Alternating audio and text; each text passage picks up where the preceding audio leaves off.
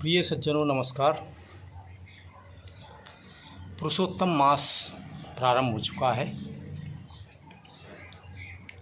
तो पुरुषोत्तम मास में विशेष फल प्राप्त करने के लिए भगवान ने कहा है कि जो गाय, ब्राह्मण और देवता इनकी सहायता करेगा उसे विशेष फल की प्राप्ति होगी। इस मास में सकाम कर्म नहीं किया जाता है। इस मास में निष्काम कर्म किया जाता है।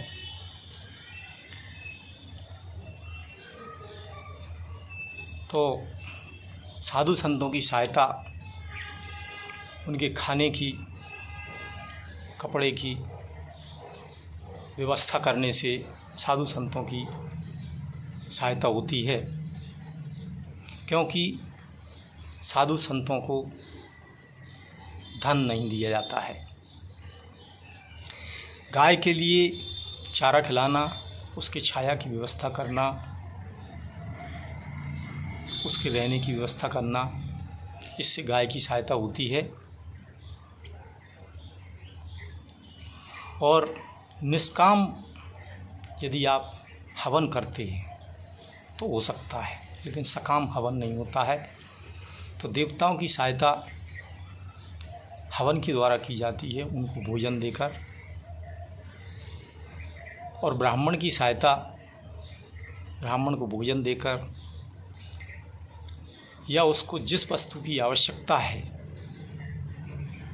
उसी वस्तु विशेष का उसे दान देना चाहिए। क्योंकि सतयुग में ध्यान से भगवान प्रसन्न होते थे, त्रेता में तप से होते थे, और द्वापर में यज्ञ से होते थे,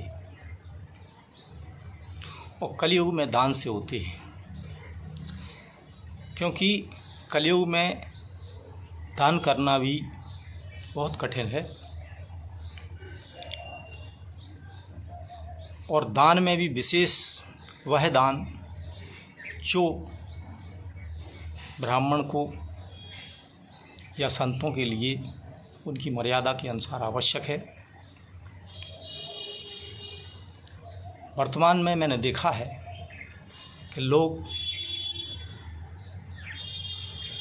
दान नहीं कर सकते हैं। वह दक्षिणा भी देते हैं, यानी ब्राह्मण से कुछ कर्म कराते हैं, फिर दक्षिणा देते हैं, तो वह भी कम देते हैं। वर्तमान समय के अनुसार जो देना चाहिए वह नहीं देते हैं, या अपनी सामर्थ्य के अनुसार जो देना चाहिए वो नहीं देते हैं।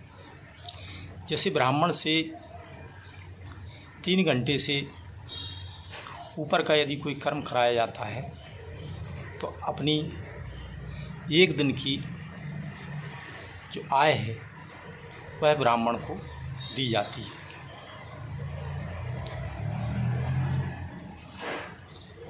तो मैं ये कहना चाहूँगा कि जब दक्षिणा ही नहीं दे पा रहे हैं तो दान देना तो बड़ा मुश्किल है। क्योंकि दान बिना कर्म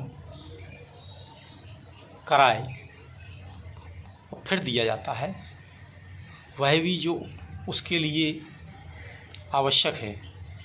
जैसे एक ब्राह्मण के पास कर्मकांड करता है, उसके पास वस्त्र भी हैं, बर्तन भी है, अन्न की भी व्यवस्था है, तो उसे आवश्यकता किस चीज़ की है?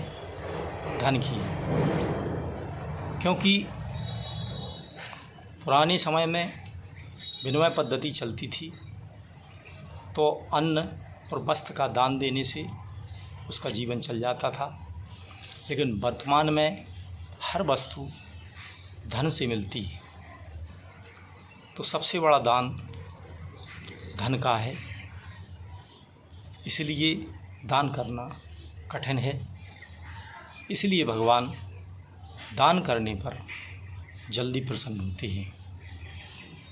आप ये मानिए, जैसे रामचरितमानस में कहा है कि भगवान क्या चाहते हैं, विप्रधेनु सुर संत हित।